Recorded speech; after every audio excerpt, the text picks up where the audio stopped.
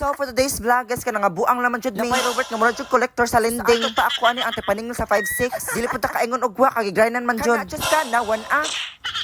So lain pa ato ba nadim karon sa Ayala no. Nalaging nga buang nami anang pag-vlog. Na suruyan na to oy. Kining dapita guys kay nakapaldo man yang upaw. So sa ato pa nakabungkag na pud siya balay-balay sa otot nako reng. Sa tinuod na bitano thankful kay kung labanan nako sa Robert ay portado ta pinangga ta og labaw sa tanan maparsyalan pa jud ta. Dapita guys kay kapoy ang upaw og saka guys kay naman sa third floor ang kananan. Reklamo Robert kay tinuyuan ni nato. Nalaging ang masod sa tong nahuna kay kaon na lang permi. Matik na kay naabot naman jud mi ako og laki mireng. Kikita mo ba ako ay anak ng CEO. Sa imong mata sa letrang O upaw.